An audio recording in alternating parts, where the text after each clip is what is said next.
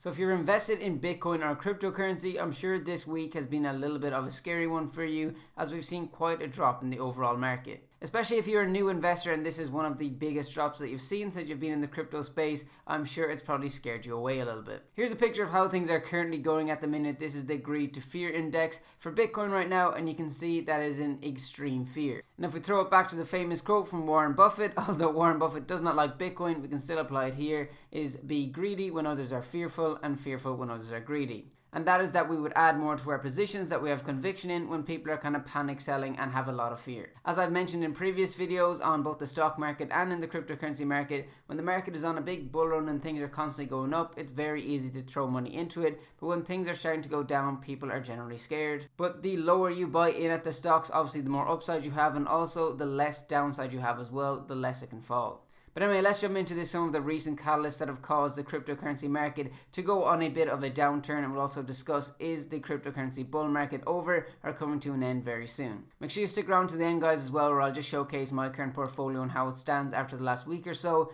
If that sounds good, make sure you do take a second to drop a like on this video. Would very much appreciate it. So first thing I want to do is take a look at this chart right here. This is just a chart of Bitcoin versus the US dollar, and the line I want you to focus on is that purple line there, and that is the 21-week moving average line, exponential moving average. Now you don't need to understand exactly what that is, but essentially it is the support level, one of the key support levels for Bitcoin. So if we were to see one of these candles, which is like that red thing I can see, the most recent one there, if we were to see one of these close completely below this at the end of this week, so that would be around the, I think just under around the $38,000 level, we could be in a bit of trouble here, and it could signal the end of the bull run. But as you can see at the minute, we're only kind of touching that there. We have gone below it, but we haven't closed below it yet. So basically this Friday will be quite an indication of where we sit in terms of the full bull run. If the candle closes above this line, we should be okay for another while, and if it closes below this line, we could be in a bit of trouble.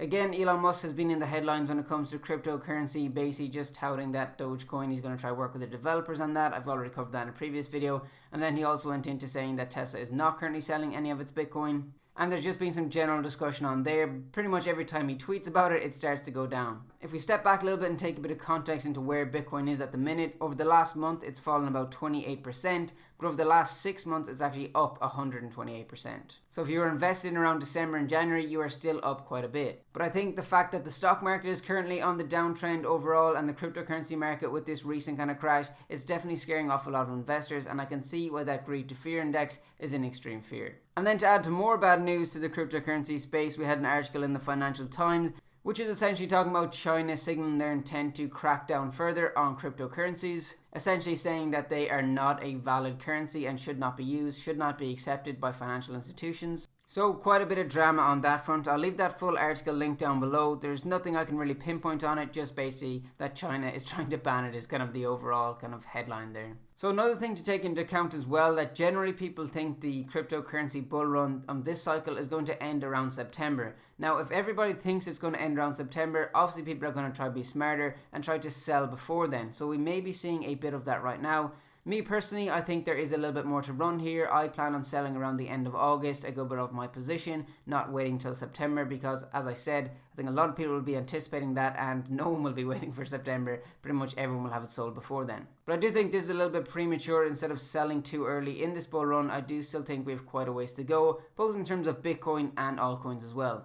For example, PolyGon MATIC is up quite a bit over the last number of weeks here. I'll just go ahead and put it on the screen there, and you can see I believe it's up over 40%. I personally have taken a small bit of profit from that out of my portfolio, and I'll continue to do so with some of the other altcoins I have in there when they have significant increases like this. I believe it was even 48% in the space of 1 or 2 days, which is quite insane. Okay, so now I'll just showcase my Binance portfolio. I won't go into my BlockFi portfolio. Basically, I just have about $5,500 worth of Ethereum in there. But this is where I hold most of my other altcoins and my Bitcoin position. So basically, as I said, I took some profits out of MATIC right there because it had quite a rise, and I've just put that back into Bitcoin. So essentially what I'm doing is taking some profits out of altcoins and putting them into Bitcoin, because that is essentially a long-term hold for me, even beyond this current cycle. One that I see with a possible good entry point right now is VeChain. That's currently about 13 cents. It's had quite a drop of 20% over the last day or two there. So not good from where I bought in, but for anyone looking to get into this, I think it could be a good opportunity potentially. On top of that as well, I think Polkadot or DOT is going to have a good couple of weeks coming up ahead. That's provided, of course, we don't have that weekly closing candle above the moving average for Bitcoin, and essentially that we're still continuing our bull run.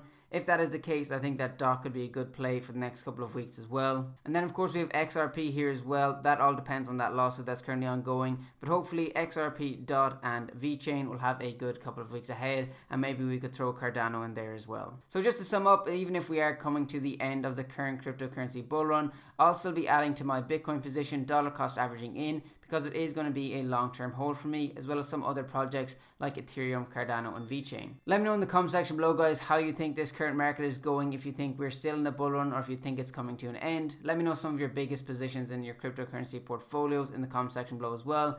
As I said, if you could take a second to drop a like on this video, it'd be very much appreciated and really helps out the channel. And finally, if you're new around here, make sure you do subscribe for lots more content like this as well.